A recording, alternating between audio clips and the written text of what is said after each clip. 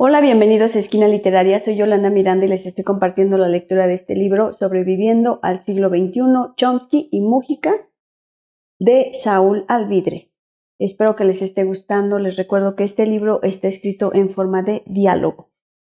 Estamos leyendo el tema número 3, se llama Valores para el siglo XXI. El día de hoy vamos a leer la letra C, Comunidad y Solidaridad. Pepe, los seres humanos precisamos comunidad, precisamos familia, todo eso. Entonces los jóvenes que piensan distinto tienen que crear familias distintas, grupos humanos distintos, llámale organizaciones, sindicatos, agrupaciones, partidos, cooperativas, clubes, no importa el nombre, pero hay que crear familias, juntarse con los iguales o los que piensan parecido, construir mundos colectivos y no quedarse solos porque solos están inmersos en una sociedad que nos envuelve. Tenemos que juntarnos para transmitirnos y para defendernos. Serán sindicatos, clubes, sociedades barriales, clubes de amigos, no sé y no importa, pero hay que juntarse con los que piensan parecido y hacer cosas ya. Lo que pasa es que en la sociedad moderna también hay mucho escapismo y esto debe reflexionarse también para no confundirse. Mira, hay mucho rebelde que agarra una bicicleta y se va hasta la Patagonia o hasta Colombia, se comunica por internet con amigos, trabaja 15 días en un bar y se va. Y sí, su rebeldía es hermosa, pero se transforma en un transeúnte continental. Y eso no es otra cosa que una respuesta individual.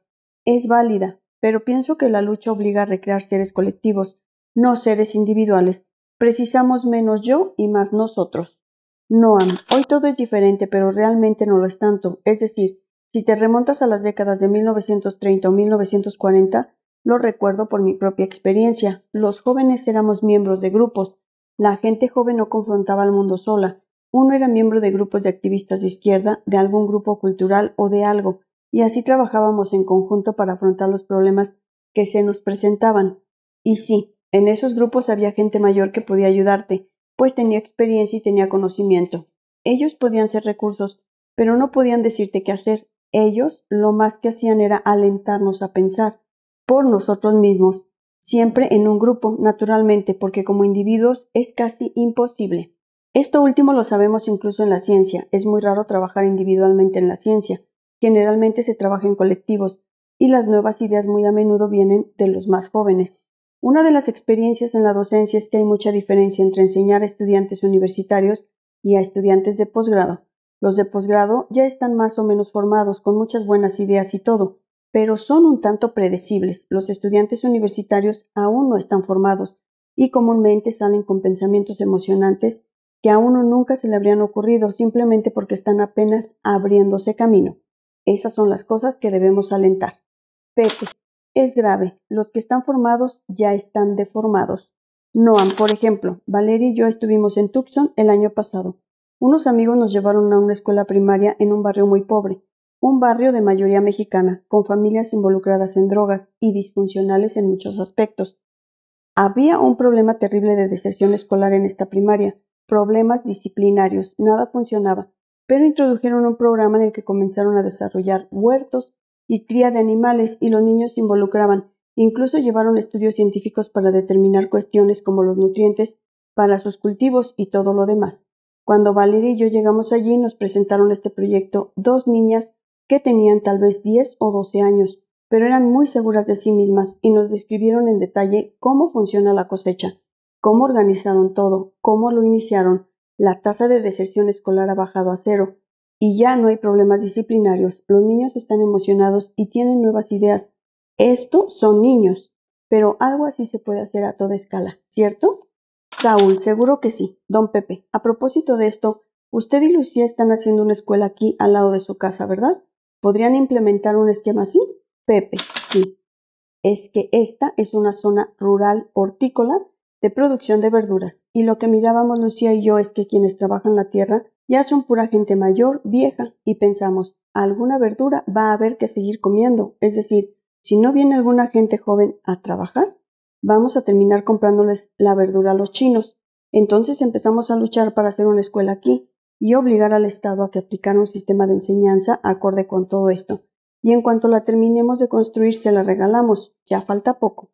Pero si no lo hacemos nosotros, el Estado no lo hace. Saúl, ¿cómo lograron financiar la construcción? Vi que ya está muy avanzada. Pepe, Vendimos un pedazo de tierra. Uf, años. Nos llevó años. Fíjate que especulamos con el capitalismo, dice riendo. Nosotros habíamos comprado un pedazo de tierra barato, pasaron muchos años y lo vendimos mucho más caro, y eso lo invertimos en la escuela. Por eso quería ponerles impuestos cuando fui presidente. Si lo viví yo. Ríen todos. Noam, creo que tal vez esto puede funcionar aquí. Esta escuela de la que les hablamos realmente ha revitalizado la comunidad. Los niños de la escuela ahora están produciendo frutas y verduras para la comunidad, y la gente de la comunidad se involucra. Entonces ahora forman organizaciones comunitarias. Están trabajando junto con los niños de la escuela en los problemas de su propia comunidad. Todo esto se desarrolla a partir de programas que pueden brindar oportunidades para que los niños exploren sus propias capacidades creativas y todo eso que sea significativo para ellos. Comienzan por sembrar vegetales, luego descubren cómo pueden interrelacionarse los alimentos y las plantas con la producción animal y hacer sistemas sostenibles, como controlar el uso del agua y todo tipo de cosas. Y después integran otras comunidades organizadas. Te hablo de una comunidad mexicana muy pobre y que, como puedes imaginarte, tiene muchísimas carencias, pero esto fue lo que sucedió ahí. Pepe, eso es lo ideal, falta comunidad. El capitalismo nos fue separado de uno en uno, y hay que hacer unos otros, hay que construir comunidad. Noam, y todo eso se puede hacer en comunidades urbanas. También creo que es completamente posible. Pepe, sí, pienso que hay toda una oportunidad. Lo que pasa es que la historia del leninismo y lo que pasó después inculcó en la izquierda la idea de que la única manera de avanzar es creando un Estado. Eso nos ha llevado 100 años de mitología y no funcionó. Para los aymaras, pobre es aquel que no tiene comunidad. Para Séneca, pobre era el que precisaba mucho. Noam, a propósito de esto te cuento que vi el efecto de la falta de comunidad con los aymaras en el norte de Chile. Verás, visité el norte de Chile y hay una comunidad aymara bastante marginada y aislada. Pasé un tiempo con ellos y se cuestionaban seriamente incluso las posibilidades de preservar su cultura. Ahora, si echas un vistazo a donde está ubicada esa comunidad, resulta increíble. Hay una carretera que va de allí directo a Bolivia y en Bolivia hay una gran comunidad aymara en desarrollo y fortaleciéndose. Pero ellos en Chile ni lo saben. Las hostilidades entre Chile y Bolivia, que se remontan históricamente a razones que conocemos, son tan extremas que incluso la comunidad aymara no ha sido aún capaz de superarlas. No han podido aprovechar el pujante desarrollo aymara en Bolivia para fortalecer su propia sociedad y cultura en Chile. Pero todas estas son cosas que una izquierda activa podría ya haber superado. Pepe, sin duda. Noam, y todo esto, problemas entre Bolivia y Chile, tan solo porque Inglaterra quería los nitratos, ríen Noam y Pepe irónicamente, para fertilizantes y pólvora. Le robaron a Chile para explotarlo. Creo que la izquierda latinoamericana por sí misma, con un cierto nivel de solidaridad, podría fácilmente resolver estos problemas. Pepe, es todo un desafío que tenemos por delante, pero mira, no sé si será buena, pero hay izquierda para rato en nuestra América. Noam, aquí el problema es que puedes controlar a la gente cuando no trabaja junta. Por eso el esfuerzo de todos los movimientos populares, el movimiento obrero y otros, ha sido el de tratar de superar eso desarrollando la solidaridad, la interacción, la actividad comunitaria. Y se puede lograr a veces incluso de las formas más inesperadas. Claro que no lees esto en las noticias porque no es el tipo de cosas que el poder quiere que sepas. Pero tomemos por ejemplo los movimientos de solidaridad por América Central en la década de 1980. Nada de eso había sucedido antes en la historia. Esta fue la primera vez en que la gente común dentro del poder imperial no solo protestó por las atrocidades, sino que se fue a vivir con las víctimas. Miles de personas norteamericanas se fueron a vivir con las víctimas en El Salvador, Nicaragua y otros lugares, solo para tratar de ayudarlas y tratar de protegerlas, simplemente por la protección que una cara blanda les daba. Y esta era gente de comunidades conservadoras en realidad, comunidades evangélicas más que nada, gente común y corriente comprometida por un profundo sentido de solidaridad a trabajar con las víctimas de las atrocidades del gobierno. Nunca había pasado nada parecido en la historia del imperialismo. Los franceses no se fueron a vivir a los pueblos argelinos. Durante la guerra de Vietnam nadie iba a vivir a un pueblo vietnamita, pero en los años 80 eso estaba pasando por todos lados. Eran miles y miles de personas de las partes más conservadoras del país, iglesias y otros. Esas son formas de solidaridad que nunca habían existido y se están desarrollando de muchas maneras, no siempre visibles, pero ahí están. Y es algo extremadamente significativo, creo yo. Así es como se puede lograr el bien común mediante organizaciones populares, que trabajen para lograr fines progresistas en cooperación con otros, y la cooperación en estos días puede ser fácilmente internacional.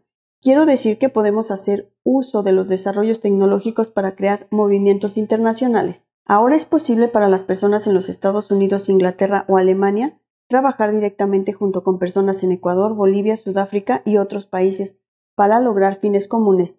Esto se puede hacer a un nivel que nunca antes había sido posible. Las oportunidades están ahí, lo que hay que hacer es uso de ellas. Pepe, antropológicamente el ser humano es un bicho socialista.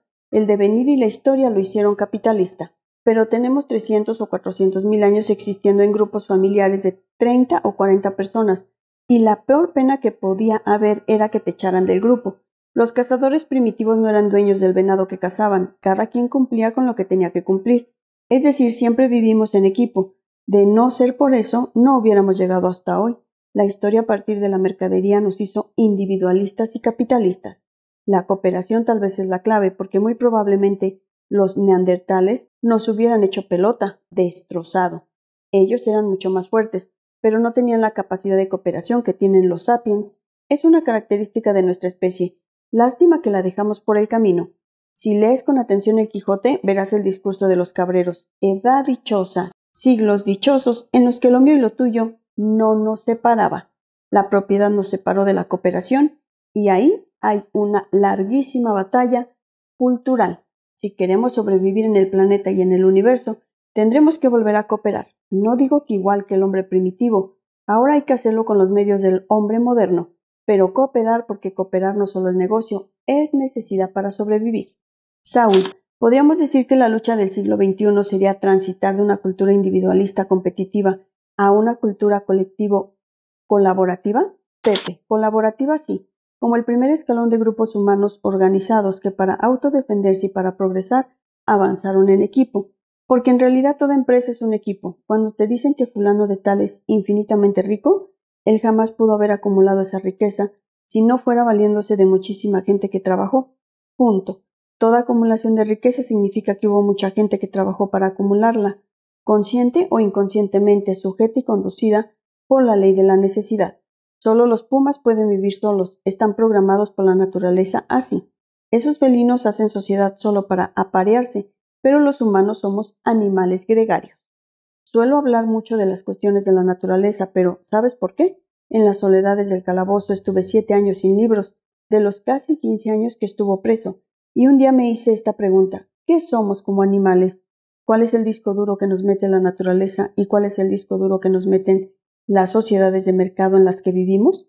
Porque la pregunta era esta: ¿no estaremos peleando contra el disco duro? De ser así, estamos fritos. No podía tener respuesta porque entonces había leído solo cosas de los clásicos y los clásicos eran muy racionalistas. Y yo no tenía libros ni nada. Años después de preso me puse a estudiar antropología. Fui a ver amigos antropólogos y entonces se me encendió la mecha de la conducta humana. Hay que lidiar con el animal, hay que intentar domar adentro lo que es el animal y después lo que es la construcción consciente, pero tener en cuenta lo que es el animal. Y me quedé pasmado de cómo ha vivido el hombre, cómo salió de África caminando de un lado para el otro. Es fantástica la historia. Me pregunté, ¿cómo llegaron a Nueva Zelanda en medio del océano? No tenían teléfono, no tenían Google, no tenían nada de eso. Y llegaron con mujeres y niños. Es admirable. ¿Sabes cómo se movían? Se movían en equipo. Loco, precisamente, se movían en barras. Les costó casi 30.000 años llegar a América, pero llegaron. Por todas partes, siempre con familias grandes que se respaldaban.